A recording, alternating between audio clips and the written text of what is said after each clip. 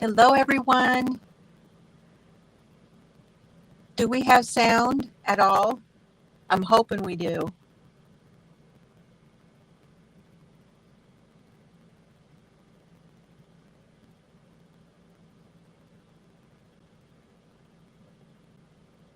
Happy Friday night. Awesome. Kaz was here earlier. She will be back for the replay. Thank you so much, Kaz. Amy was also here, gave me the thumb. Thank you, Amy. Diamond Girl is here. Hi. Hi, Danny is here. Sharon Creates. Hello to you. Joyce, how are you? Alicia B. Knitting Artisan, how are you? Hey, there's Sandy Michaels. How you doing? Oh, good. I'm glad you can hear me because I didn't hear the music play for the introduction. Did the music play for the intro? See, now Sharon's saying the sound's wrong. Something's wrong.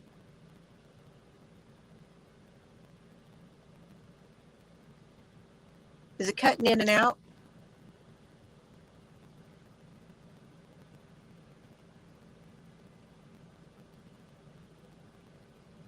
Hello, Lucy.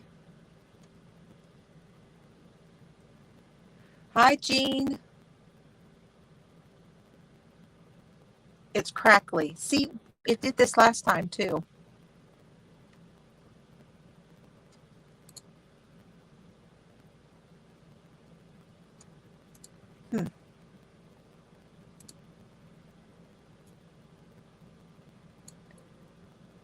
So, see, there's echo. Let's try.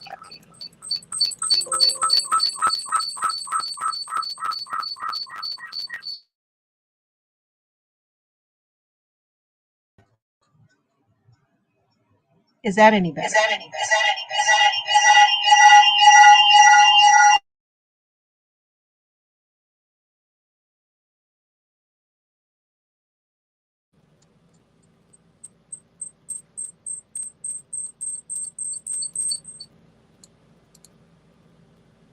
Yeah, the spaceship has landed. I don't know what to tell y'all.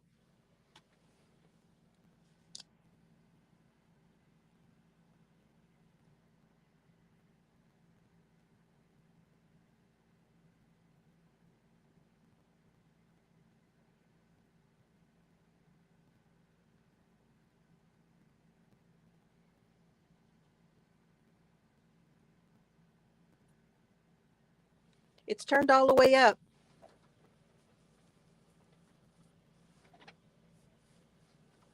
So is anybody else in their PJs? Have you let the girls loose tonight? Oh, goodness.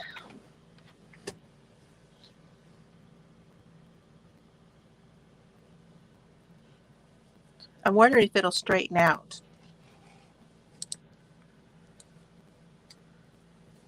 So I really would like for you guys to see me knit.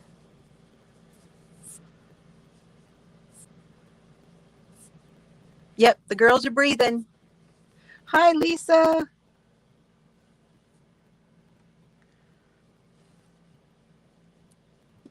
So I attached a different color. I did the purple. And now it's moved to this rusty color, this like our cranberry color.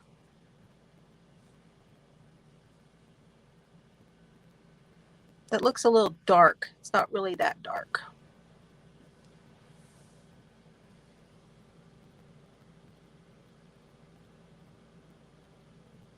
Ah, it is so hot, you guys. Ugh.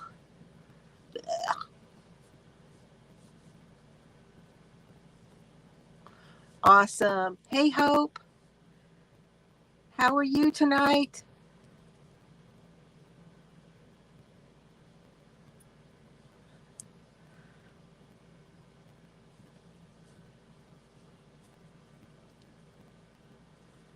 Yeah, it's making it look pretty interesting, having that stark contrast against there.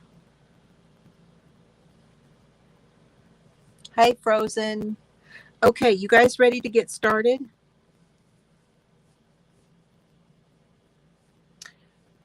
I can give you, I don't know if you guys want to know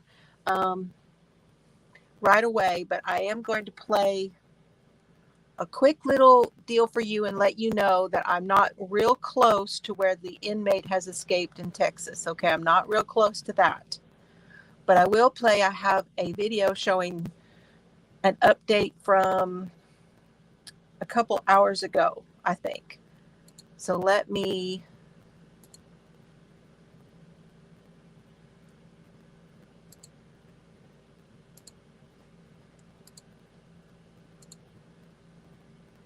there we go. No, that's not what I want. That wasn't what I wanted. That's what I want.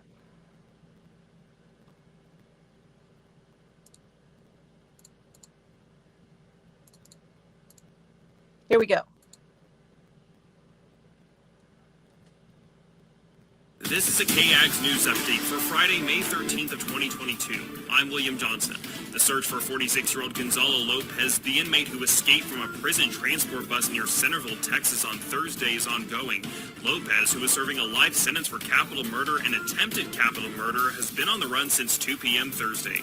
Texas Department of Criminal Justice Public Information Officer Robert Hurst spoke today at a press conference. He said he wanted to clear up some information he had given Thursday night in his last update and gave more details behind what happened on the bus that led to Lopez's escape. Hurst said the driver of the bus, Officer Randy Smith, pulled the bus over to the side of the road when Gonzalo Lopez attacked him. The two then got off the bus and were fighting. Hurst said Smith reported Lopez went for his gun and was able to grab it, but was not able to get the gun out of the holster. At this time, Officer Jimmy Breiniger, who was originally in the back of the bus armed with a shotgun, shot out the back tires of the bus. Hurst said Lopez then got back in the bus, drove it about a mile, but lost control due to the flattened tires and crashed it. He then got out of the bus, according to Hurst, and took off across a pasture. Smith and Breiniger both shot at Lopez as he ran away, but it's unclear if they shot him. Hurst said authorities believe Lopez is still in the area and don't believe he was able to get out of the perimeter. Smith suffered stab wounds to his hand and chest during the fight with Lopez, Hurst said, but they were not life-threatening.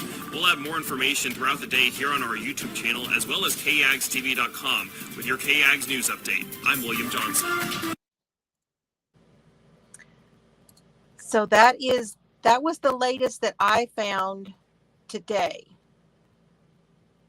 I don't like that he's loose in Texas either.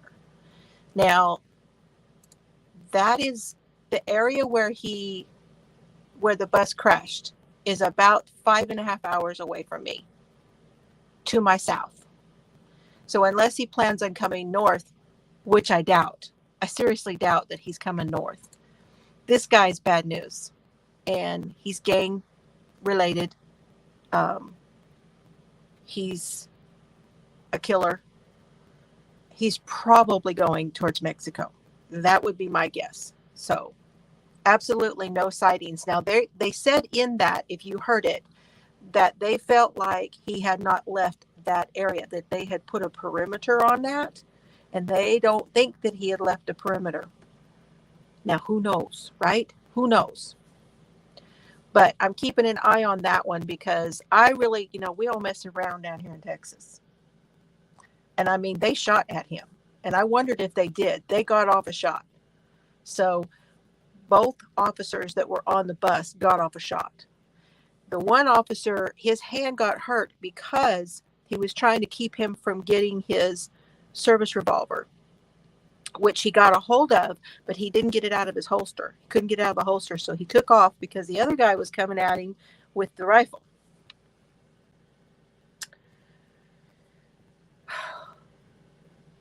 Don't answer any knocks on my door. Listen, I bet you that I will know even before anybody knocks on my door. Oh, yeah.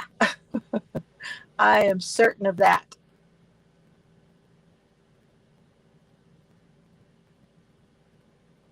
So everything is good for right now. I'll just have to keep an eye on it and let y'all know. But I know that some people were concerned, and it's a ways from me. It's a ways. So, and he's on foot. I don't know how far he can get in 5 hours on foot. He'd have to get a ride, and he had some sort of a shank. In other words, something that he had made while he was in jail, something that he had made, and he had that, and he got out of his shackles, and that's what he hurt the Hi Jeannie, and that's what he hurt the one officer that was protecting his gun. That's what he hurt him with, was that whatever that shank was. So yeah, he could steal a car. Absolutely. All kinds of things are totally possible. Yes, they are. Yeah. And I have a donkey. If he's in my field, my donkey ain't gonna let him be in there, because my donkey does not want anything in his field. He does not like anything in his field. And the dogs are here, and they're both inside because it's hot. So I'm pretty sure we've got a good alert system here. And our we're loaded. Everything's loaded in this house. So all I have to do is pick something else and point.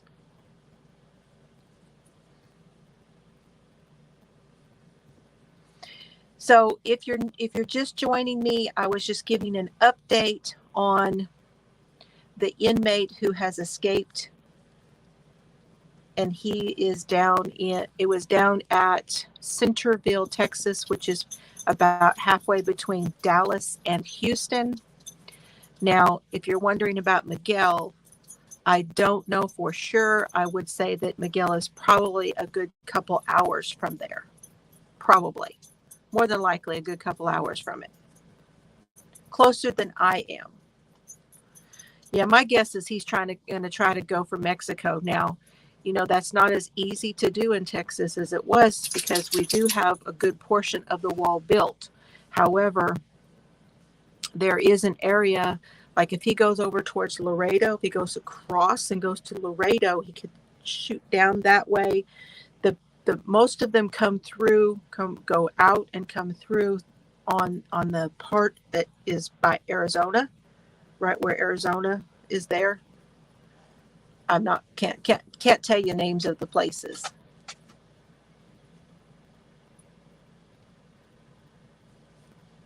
Yeah. Yeah, News Nation will most likely keep up with it, because they were talking about it earlier today.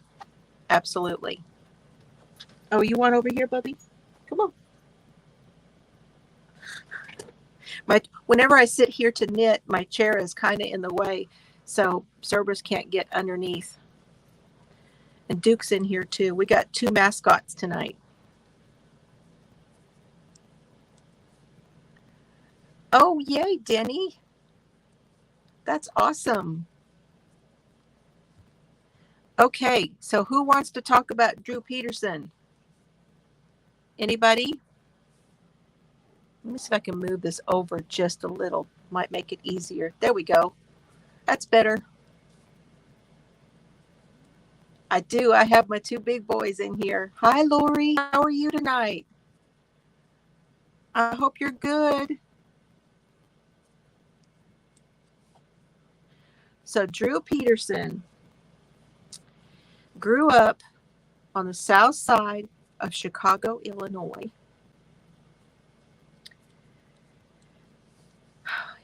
He graduated and went into the service. And he was in the Army. He actually went into the military police. So he started his police career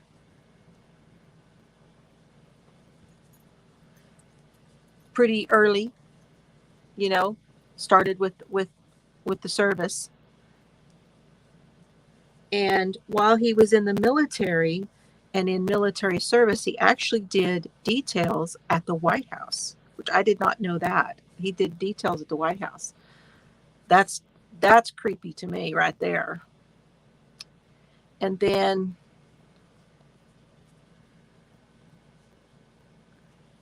After getting out of the military, he got on the Bolingbrook, Illinois police force. Now, he had several different jobs while he was working for Bolingbrook. He did the clerk, like evidence clerk. He worked SWAT, and he worked narcotics. So he actually did undercover work in narcotics. He had 4 marriages and was engaged when he was right before he was arrested.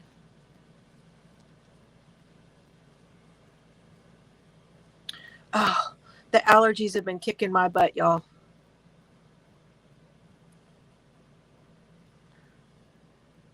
So his first wife was Carol Brown.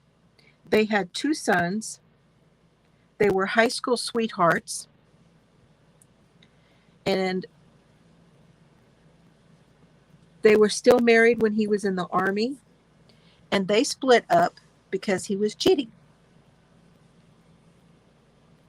I hope you feel better, Lori. This has not been a fun week for me either. It's been awful. These allergies are no joke. His second wife was Vicki Connolly. Now, she had a son from a previous marriage, and then of course he had the 2 other sons. So that was 3 boys, and they split in 1992 because he was cheating on her with the 3rd wife, who was Kathleen Salvio.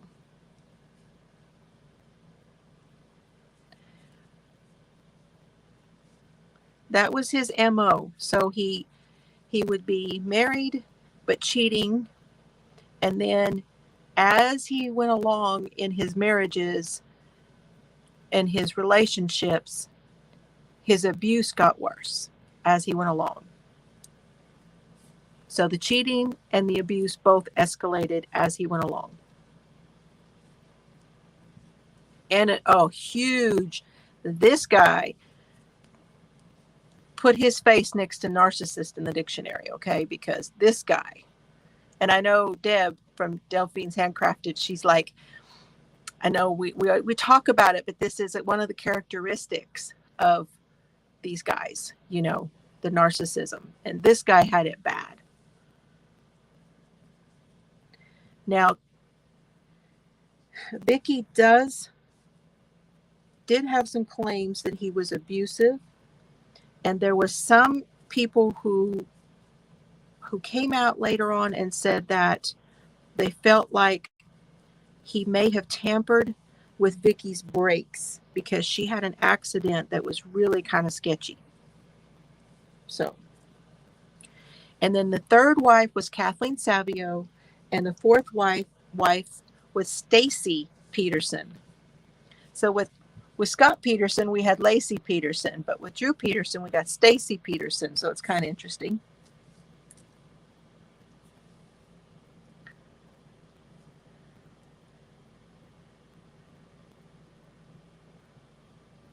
Yes, always lining up the next one. Absolutely.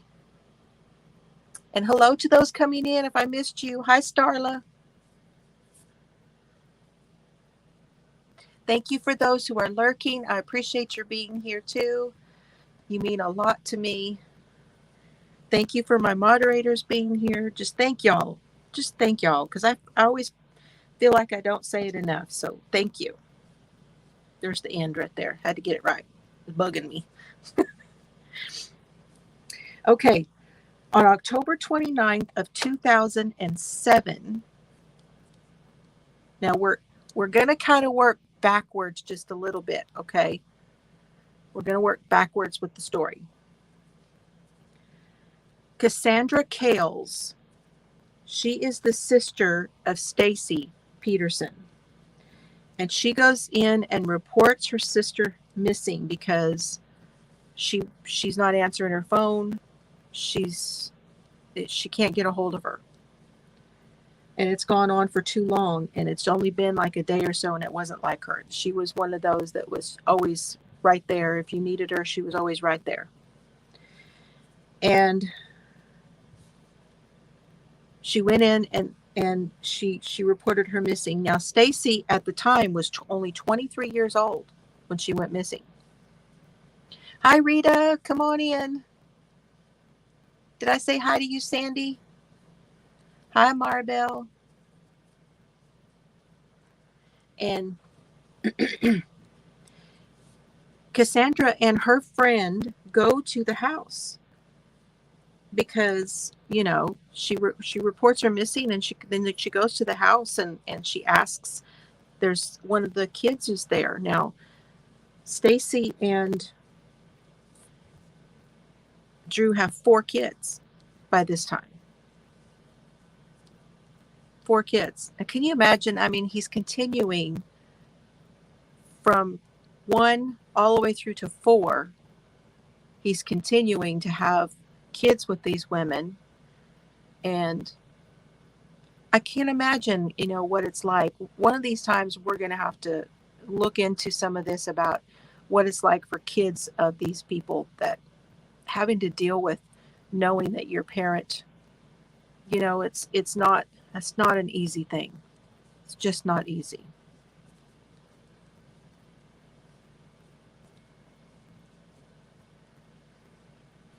Not yet. I'm getting to that, Alicia B. So Stacy and Drew met. Oh, first I was going to tell you that Cassandra went to the house, and one of the boys told her that the mom and dad had an argument, and that the mom had left and her dad had went after her. That's all he knew. And she didn't know what else to do, and she didn't want to upset these kids. So then she said, okay, fine. So she wound up calling Drew because Stacy wasn't answering the phone. So she calls Drew. And Drew tells her that because they went and they made the report at the police department, they came back and Stacy's car was there. So when they called, he said, no, he says, she left it at the airport and I had to go and get it. And so they thought, well, if she went to the airport, then we'll go to the airport. So that her and her friend went to the airport, and they had a camera out there, but the camera was not working. It was not recording. So then they were left. There was nothing they could do. They were stuck. They had to just hope that the police would investigate. Now, Drew and Stacy met during the time that he was still married to Kathleen Salvio, before she died. And Stacy was a clerk at a local hotel. Convenient. And she was 17 when he met her. 17.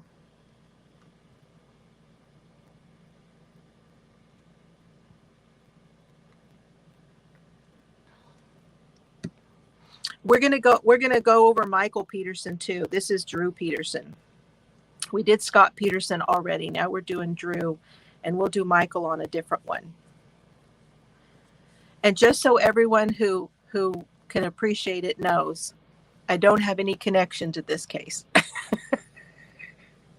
Not that I had like connections as in like the place or anything. I can't tell y'all anything about that. Although I do have family in Illinois, if that counts. I don't think it's anywhere near Bolingbrook, but he was like 40. She was 17 and he was like 40, something like that. Yeah. Hi, Sylvia.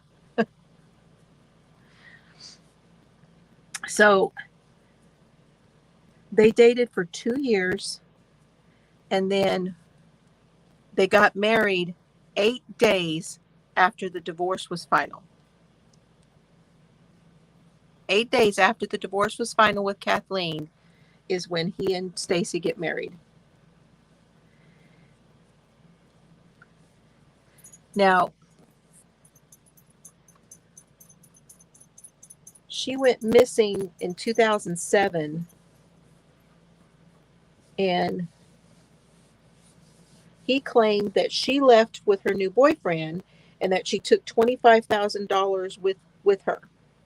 Now, the supposed boyfriend's name was Scott Rosetto, and he was a nurse. And see, she had wanted to be a nurse, and she was trying to go to school to be a nurse. And he was working at a local hospital the night that she went missing, and they checked on that, and he was not there.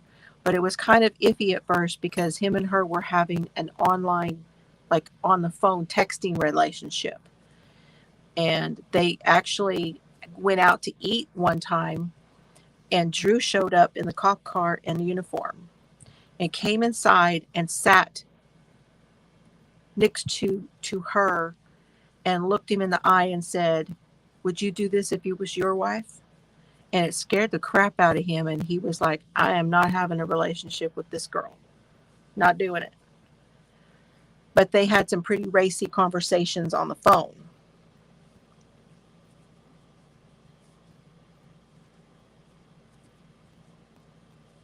And they checked, and he was working. They confirmed that he was working the night that she disappeared, so it wasn't him. Now, he had I believe it was help me with this, if someone knows, I think it was either his stepbrother. I believe it was his stepbrother, and his name was Thomas Morphy. And Thomas Morphy comes, someone finds out that Thomas Morphy wants to talk, and he lets them know that he wants to talk because he's in the hospital. He tried to, it was like a couple days after that Stacy went missing.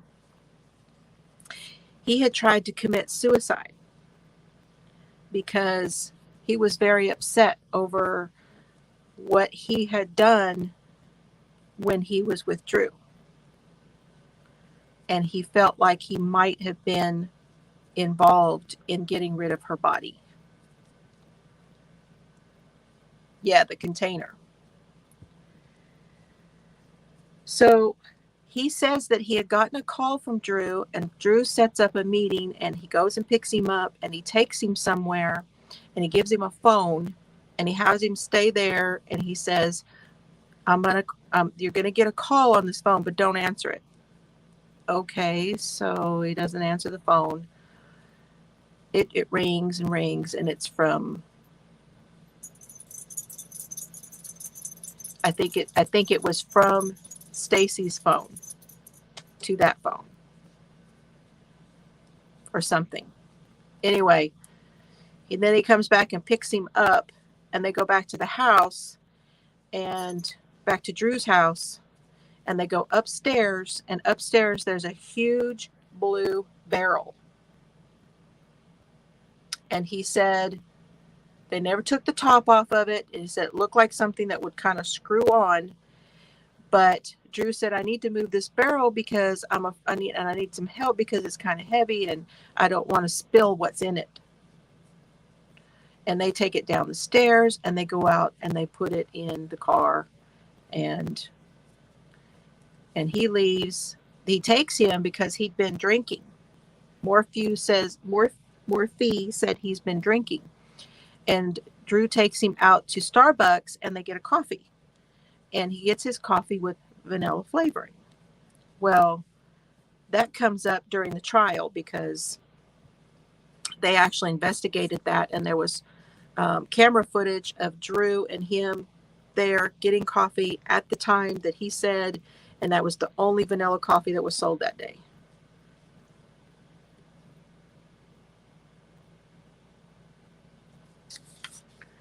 And then he takes an overdose and winds up in the hospital. So, guilt.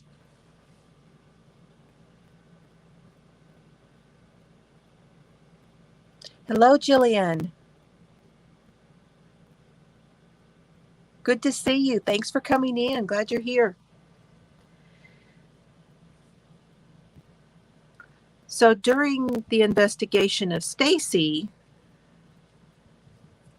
the police, wait, let me go back.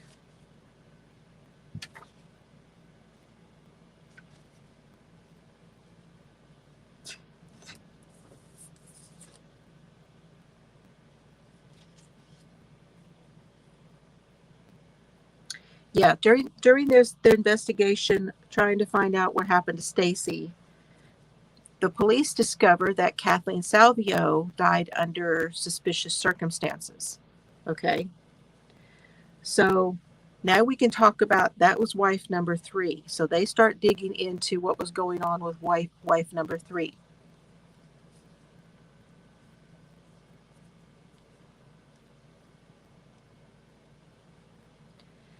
Kathleen Salvio and he were married in May of 1992, and they had 2 sons.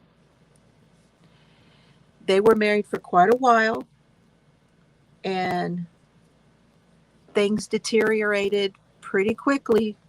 He started being Drew, started going out, started acting, like a brute, started being abusive, all kinds of things. He called her a dog, said she was fat, just putting her down. Pretty typical of a, not just a narcissist, but a jerk, for sure.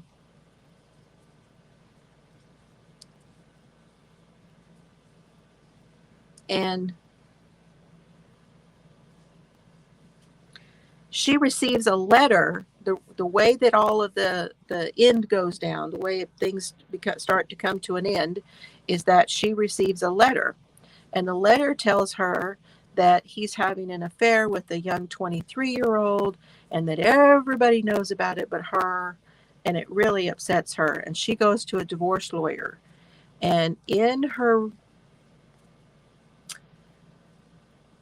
testimony in the divorce paperwork, she says that there's this night that he holds her on the stairs with a knife to her throat for hours, telling her she will never get anything from the divorce, that she should just die. She should just die.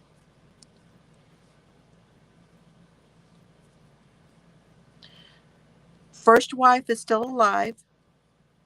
Second wife is still alive and testifies that her testimony is brought in during the trial.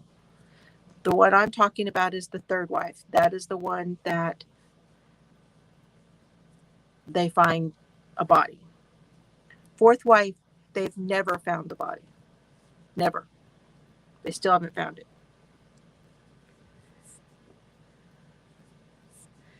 She has the ability at some point to make Drew move out. And he moves out and moves right down a couple of houses down from her, because he says he needs to be close to the kids. He and the new wife, Stacy, they were mocking her.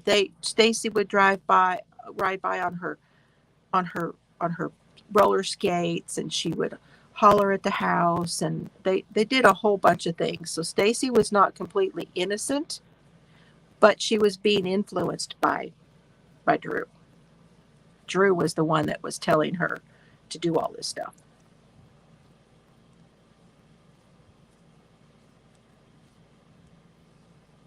And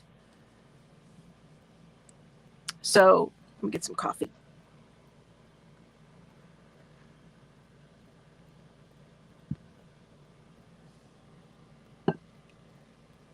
At one point, he's supposed to drop the kids off, and they have all this contact because of the kids. He's supposed to drop the kids off, and he's got the kids with him, and he's got Stacy with him. They're now married. and he's got her with him, and Stacy's got a camera, and she's filming Kathleen. Kathleen tries to grab the camera, which was hers. It had been her camera that he gave to Stacy. He arrests her for assault, takes her downtown. She gets questioned. The whole thing gets dropped. But what an ass.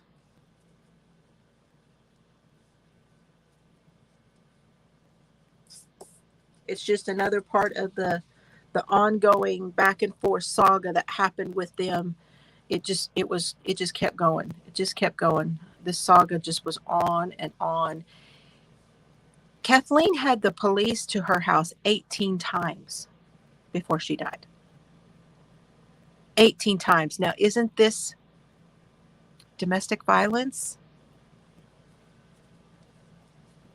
Now, I said the words, so of course that's going to give me a mark. I should not have said that. DV.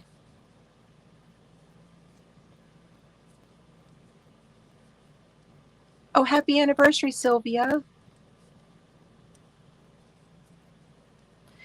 I don't really have the numbers on how long they were all married. He was married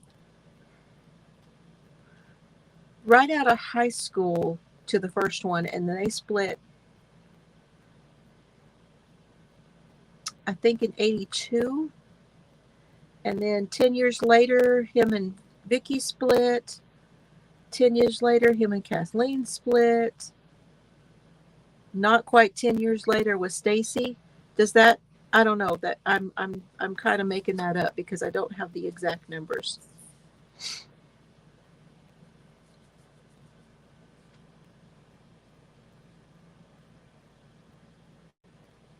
So the night that Kathleen is, the day that Kathleen is found, nobody's heard from her from the night before.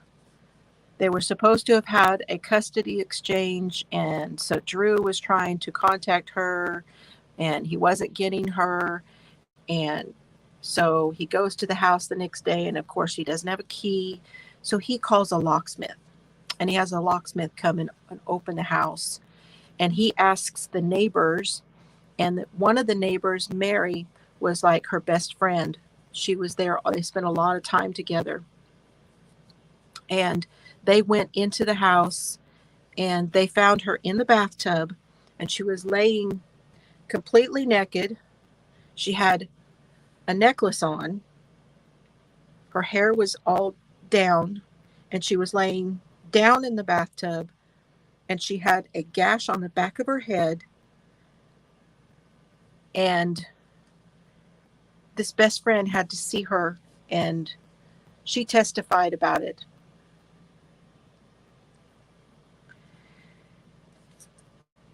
So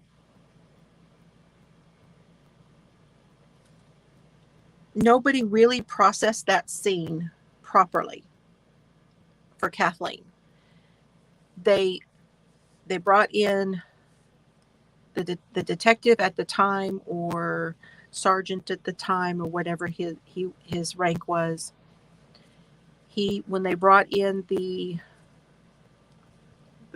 coroner, basically when they came in, they looked at it, the crime scene, whatever, said looks like a accidental drowning. So they went with that. Nobody, they didn't do anything. And because she had, when they did the autopsy, she had water in her nose and her mouth and her lungs and everything. But the bathtub, when they found her, was dry.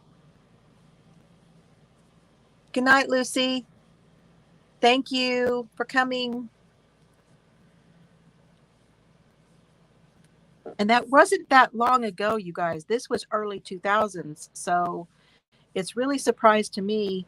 But, do you think maybe his rank had anything to do with that at the time? That's my personal opinion of that. So now that Stacy is missing and they're starting to look into all of this, the investigators, they can't arrest him for anything because they have to get evidence. So they exhume Kathleen in 2008. And they have a new examination of her body, and they decide that she had been hit with something, that it was not an accident. The way that the mark on her head was, there's no way it could have been an accident, that she accidentally hit something. There's no way that there was nothing anywhere. They went back and looked at the house, and they said they determined there was nothing in there that she could have hit her head on to when she, like, falling or anything like that. She had bruises all over her body. She had bruises along her sides, and yes, she drowned.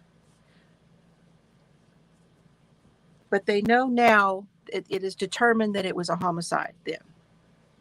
So now he is suspect, and now they start to try to build some sort of a case on that, and at the same time hope they can find out what has happened to Stacy.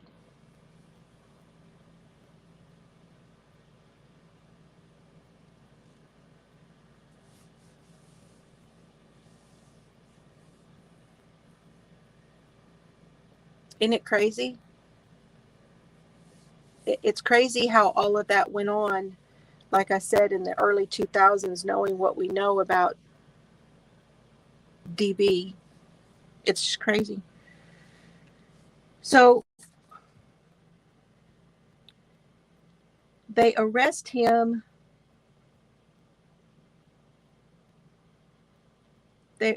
I'm not sure. I don't have an exact date, but they arrest him like towards the end of 2008 or early 2009, because he gets indicted in 2009. They finally get enough that they can indict him. But in the meantime, all of this time when they're investigating, he is on the media constantly. He never shuts up. Constantly has to be in the media, talking to everybody. He won't say anything about Stacy. He says, "Oh, she left." And he said that she left because based on how she grew up. So her mother, the girls' mother, left them when they were little. And he says, well, she did the same thing. She just did exactly what her mother did, and she left on her own. I'm not looking for her because she's right where she wants to be. So that was his take on the whole thing.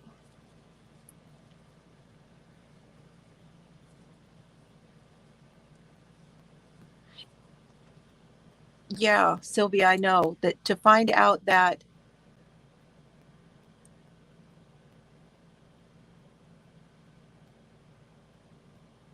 yeah, it is amazing the things that they can find out when they exhume a body. He's a piece of work.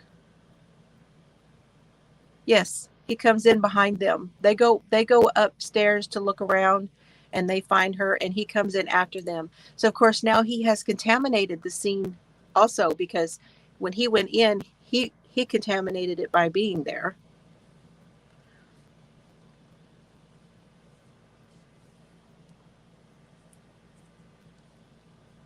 So during this time frame, when they're waiting to indict him, to arrest him and indict him, he's all over the media. He went on Dr. Phil. He went on Larry King. He was all over the place. He went on a whole bunch of things with his lawyer. His lawyer's name was Joel Brodsky. And he and Joel Brodsky went on the radio, and they even they wanted to do a let's date Drew. The radio station pulled out and decided it was not a great idea because of all the bad stuff that was going on with him. But can you imagine?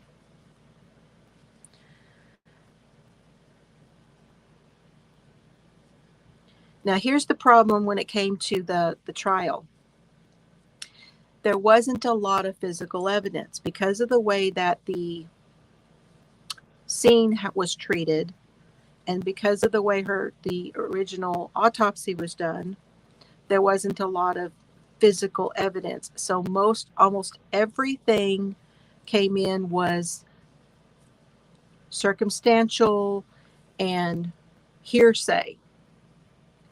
Now, I did not find a copy of it, but let's see, when did it, in 2008, the Illinois legislature passed something called Drew's Law, and that allowed hearsay in certain circumstances to be allowed as evidence.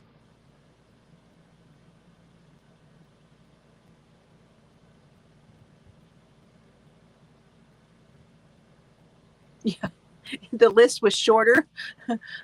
The list of what he didn't go off was shorter. Yeah, where he was and wasn't. I know he was everywhere. The trial started in September of 2012, and they said that the motive was money. So the house that they owned, so when they got the divorce, she agreed to go ahead and have the divorce and get it over with, but they had not set apart their assets yet. So they did the divorce, and that way he got married to Stacy. But they still had all of their assets that they needed to go back to court and have all of that decided. And the house was worth at least $300,000, and there were a whole bunch of more other assets and things that they had not split yet. So he was actually looking at losing quite a bit based on Kathleen getting some of it. Not to mention that his pension, which he retired, and his pension was at over $6,000 a month.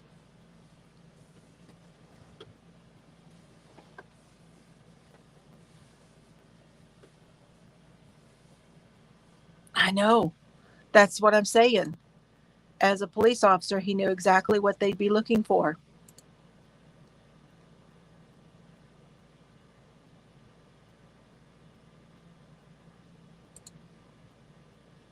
I don't know what that was. I'll have to go back.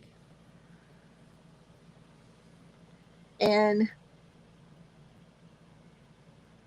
so they're saying that it was the money, that was his motive, was the money.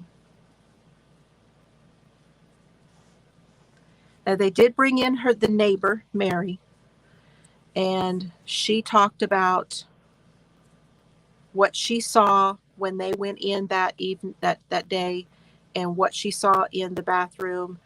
And the defense took her apart because she said, well, she'd have never let her hair down. She always put her hair up. And they're like, you don't know that. And that's probably true. But everything, they really back and forth a lot with all of these witnesses. They really drilled all these witnesses.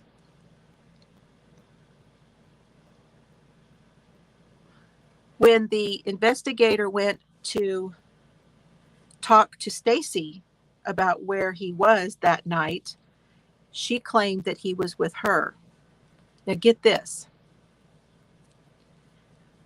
Stacy, the current wife, is questioned with Drew sitting there. The investigator allowed him to sit right next to her with his arm on her, finishing all of her sentences and all of that while he took her statement. Unbelievable.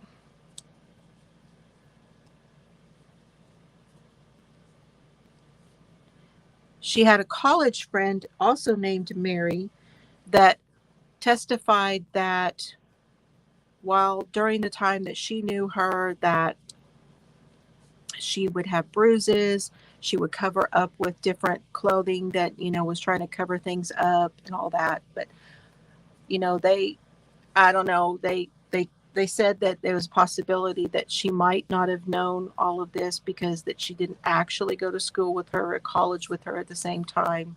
So again, they were back and forth with the witnesses. Now, the pathologist who did the second, he testified about the second autopsy. He testified about all of the bruising that was on her, that had the ways in which that she had fought and everything. And between the autopsy and all of the things that they knew about where she was laying in the tub and all of the things that they had found, the police's the prosecution's theory was that he had held her, you know, and put her head in the commode, that he had drowned her in the commode, and the bruises were from her fighting, that he had hit her on the head and drowned her in the commode and then laid her in the tub. That was their theory.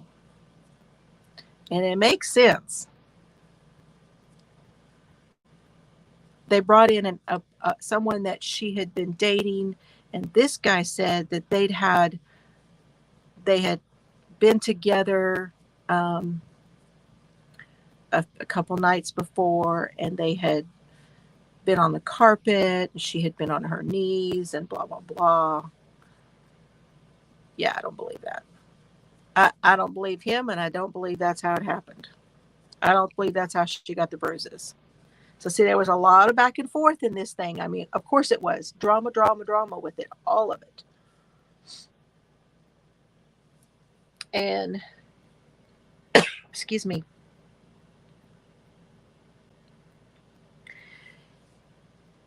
The jury came back, and I'm not sure how long the jury was out. I could not find that.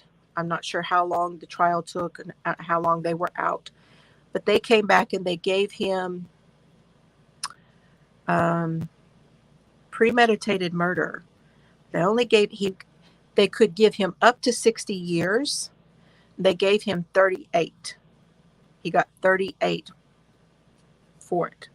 They convicted him of the premeditated murder, and he could have gotten 60 years for that. The judge gave him 38 years.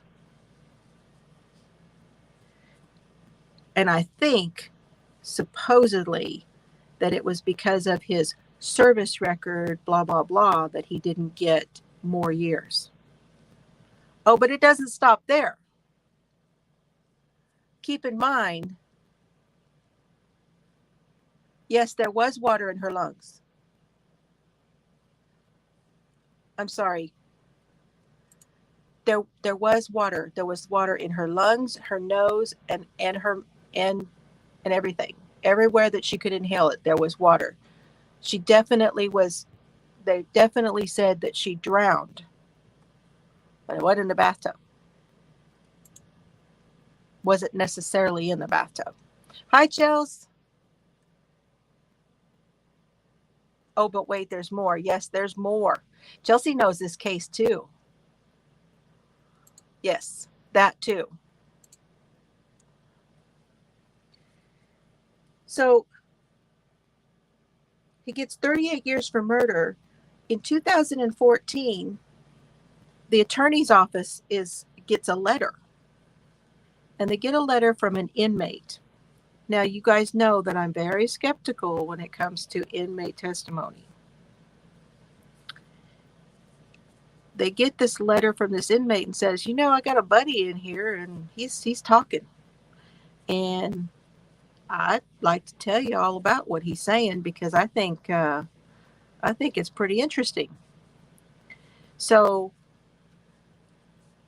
they go down and they talk to him, and he agrees to wear a mic. Wears the mic, and it's Drew. And Drew is asking him if he knows anybody on the outside because he wants the district attorney killed. So they get him for that. They give him, and I say district attorney, but the attorney was James Glasgow. So they give him 40 more years for the solicitation of murder and murder for hire. And he has been moved several times. Now, number 5, I told you there was a number 5. There was a girl named Christine Rains, and in 2008, she was living with Drew. She moved out in January. She was a young girl. I don't think she was as young as Stacy. She wasn't like 17, but she was young. She moved out because her dad kept telling her, this is not going to go well. You really need, he pushed her to get out of there. And she did, luckily. But she would have been his 5th wife. And she moved out in January of 2008, and he was arrested in May. So, yeah. Now, I want to play you guys something. I know. Can you imagine? Yeah, a 5th. There was a 5th during the time that Stacy was gone. It's just, it's crazy. It's all just crazy. He's just such a jerk, such a brute. Kim is in the ads. Hello, Kim. Okay, now I want to play you guys another file.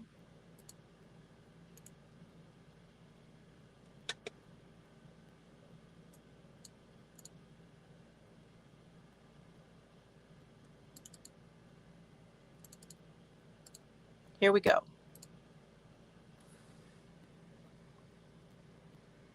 Now I'm going to have to read this to y'all. So this is what he looks like now. Now, this is February of this year. A judge was scheduled Monday in February to consider former Chicago area police sergeant Drew Peterson's motion to vacate his 2012 conviction in the murder of his 3rd wife. Officials have said Peterson will not attend the hearing, and it is not known if Will County Judge Edward Burmilla will make an immediate decision on the motion. The judge has appointed an attorney and an investigator to assist Peterson, and experts have said that such an investigation could take months to complete. Peterson was convicted of first-degree murder in the 2004 killing of Kathleen Savio and sentenced to 38 years in prison. He has since filed multiple appeals that have been rejected. He filed his latest motion last fall, and Burmilla determined that the former Bolingbrook police officer had presented a gist of a constitutional claim and scheduled a hearing. In his 6-page handwritten motion, Peterson argued that his lead attorney, Joel Brodsky, did not provide effective counsel, and that Brodsky would not allow him to testify in his defense because, I need more attention. He also alleged prosecutorial misconduct and witnessed intimidation by Will County State's Attorney James Glasgow, and contended that some witnesses should not have been allowed to testify about conversations they had with Savio or Peterson's 4th wife, Stacy, before she disappeared. Well, of course, we had Drew's Law, Drew, so we could do this. Peterson is also a suspect, though he has never been charged, in a 2007 disappearance of Stacy Peterson, who is presumed dead.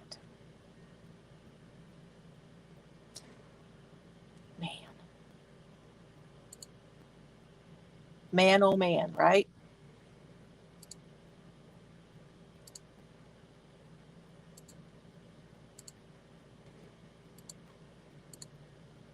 I'm guessing he's not going anywhere. And let me tell you, he had 4 and he was going for 5. Now, from what I read, he has been moved around a lot. I'm guessing there's some people that don't like him.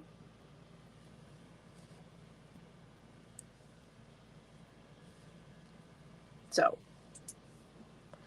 he is now, Lori, if you're still here, he's in Indiana.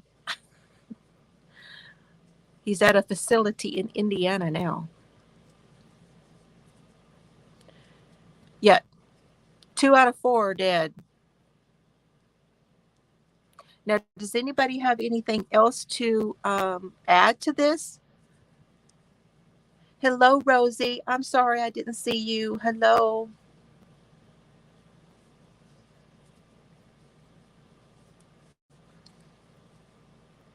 Yeah, imagine people don't like him. Maybe it's because he can't keep his mouth shut. Mr. Attention Hog.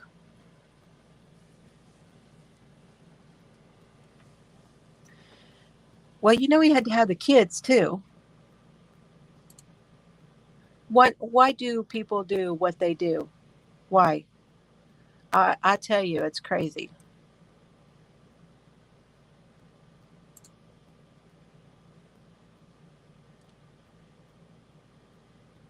Right? You're right. I think they still do that. And that misrepresentation is the first thing they want to say. First thing they want to say is misrepresentation of the lawyer. My lawyer was terrible, you know?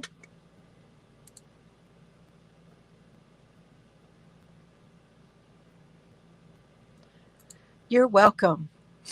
I knew you'd want to know that. Ah, well, you know, it's still missing. They've never found her. She's in a barrel somewhere.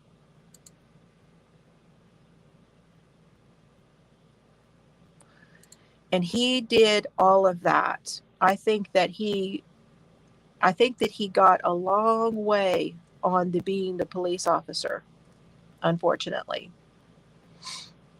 Right? No explanation for stupid. Absolutely the truth on that. How are you guys doing on your blankets?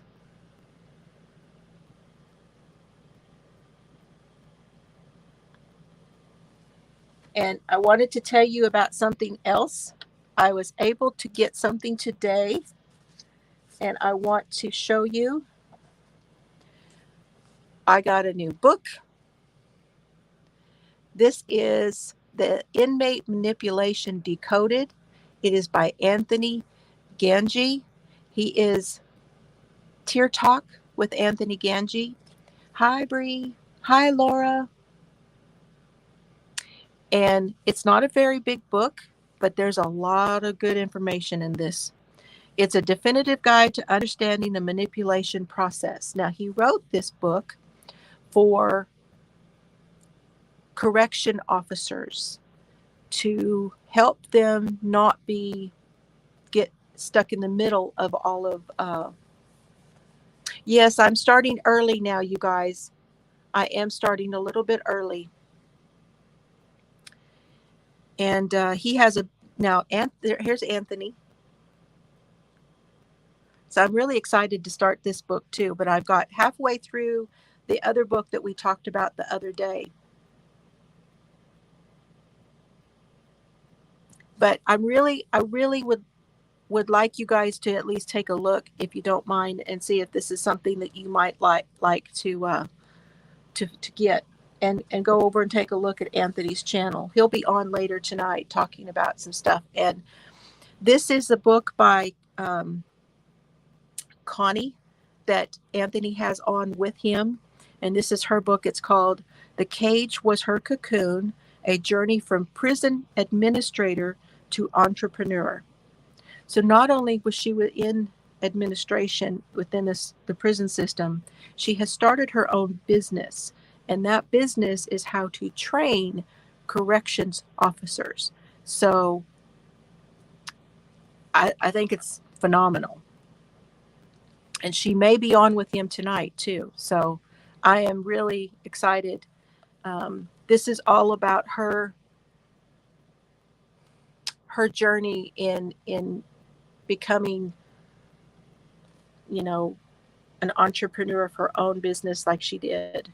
And the things that she has learned by being a corrections officer. So I'm really interested in finding some of this out and getting more understanding of the process, within the crime.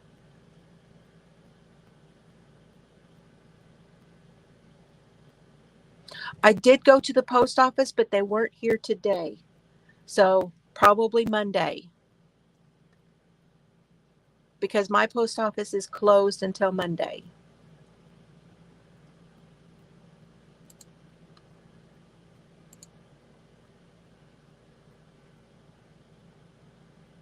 Yeah. When a cop is found guilty and is put in prison, yeah, that's usually the case. And they're usually ready to turn on them pretty quickly.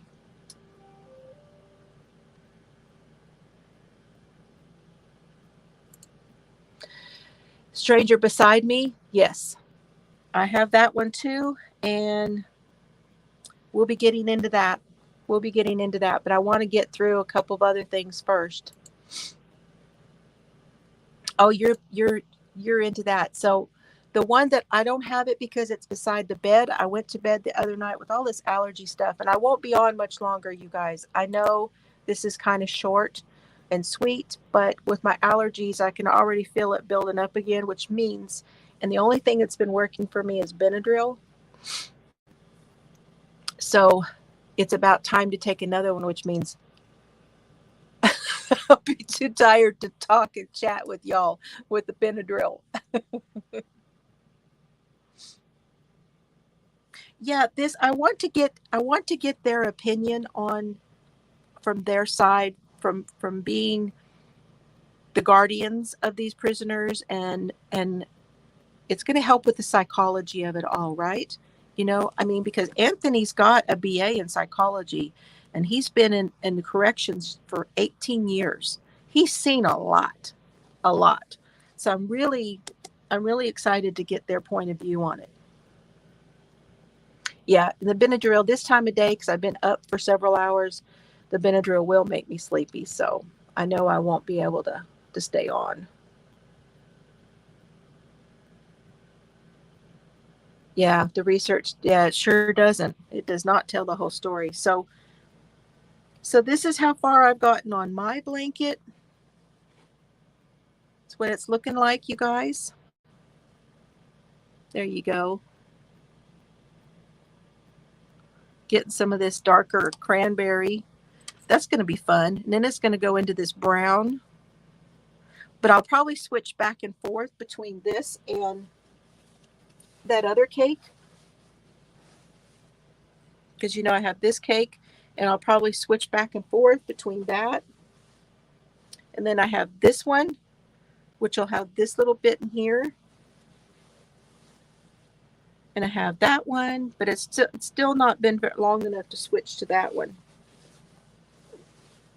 And then I have this that I can add in.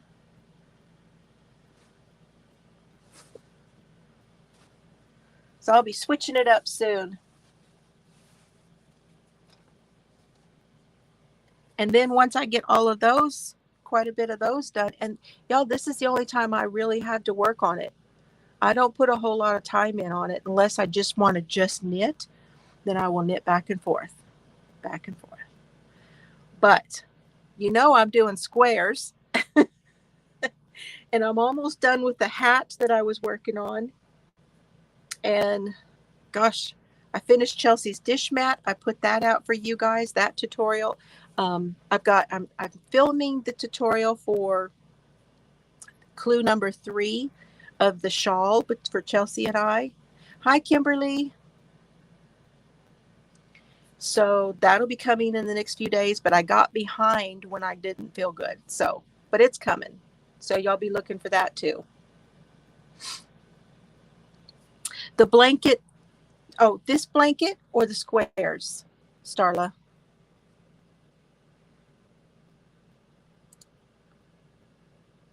Oh, Cheryl's just getting here. Cheryl's had a very busy day. Yep, there'll be another clue coming. I know. And you guys, I have to tell you, I don't know if she's watching, but there's a little lady that is over in the UK, a sweet young lady. And she said to me, she's 89. And she said to me earlier today in an email, she said, don't do too much, or you will be ill. And then I will not have my Jill to watch. So I'm going to have to listen, right? The hat. Oh, the hat. Let me get it.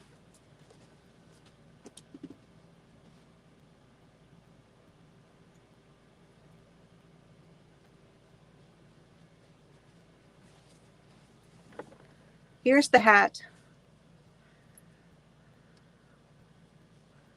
I'm doing the decreases now.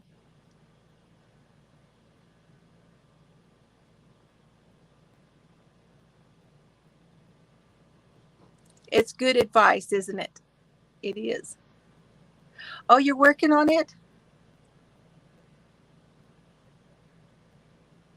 That's okay. Just keep doing it. Do 2 or 3. Once you get 2 or 3 of these hats, this is actually a fairly simple one. I may have some more that might be easier, but this is actually fairly simple for that. But learning to do the floats is hard. It's hard. And this is what my floats look like with this one.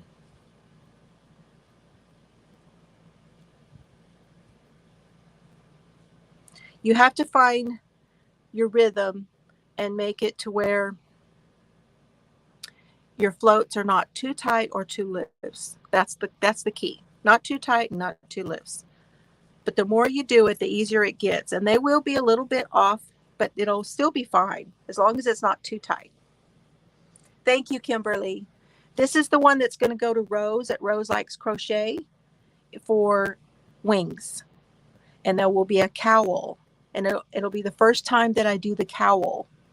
And when I show it to you, once I get started on it and I show it to you, I already know what I'm going to do for the cowl, you guys. So the worsted weight hat, you put 84 stitches. You cast on 84 stitches, and then you increase every 14.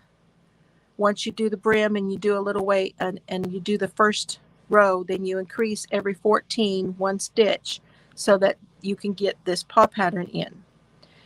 The cowl, I'm going to double that, but I'll explain all of that to you. And once I know the math works. The math, you guys, is the hardest part. And this blanket, someone asked about this blanket. This is the Stitch and Crime blanket. You got the rhythm in you, Sylvia? Okay, you guys. First knitted projects. Oh, you did the Addy. You doing the Addy machine, Bree? I love my Addy. I want so bad to get back over to my Addy, but I got all this other stuff that I'm doing. I haven't had time to get back to my Addy, but I loved it. I did several pieces. I've got several more planned. I'm even going to make a blanket on the Addy machine.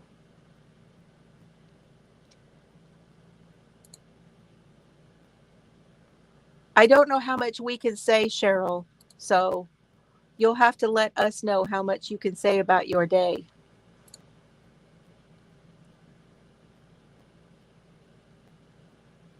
Okay, you guys, I am going to let you go. I will keep you posted on what's going on. Oh, on the Sintra, not the Addy, but the Sintra. Okay, awesome. I've seen those too, for the like for these, where you can do them on that for those too. I think that's on the smaller one. It is not cheating. It's all crafting and it's all good. Yeah, we started early. We started at about 6, about 5 o'clock your time. So, what did Alicia say?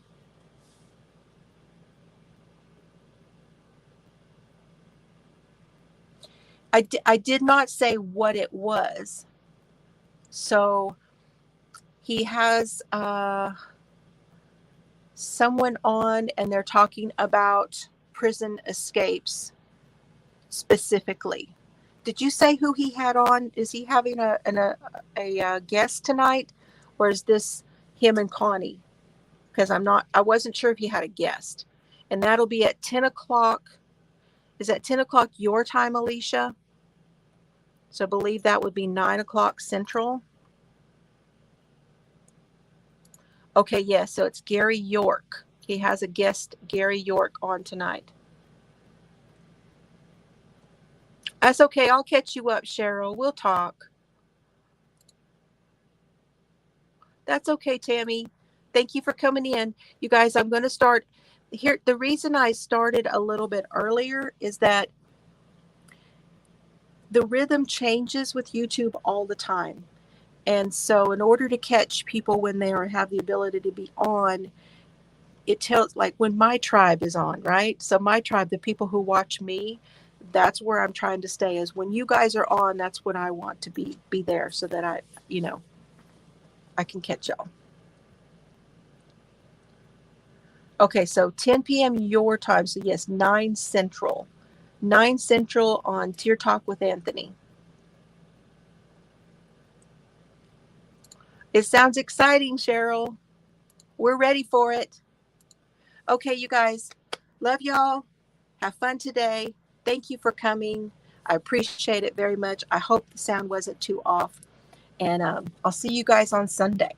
So we'll see you later. And have a good weekend. And stay cool.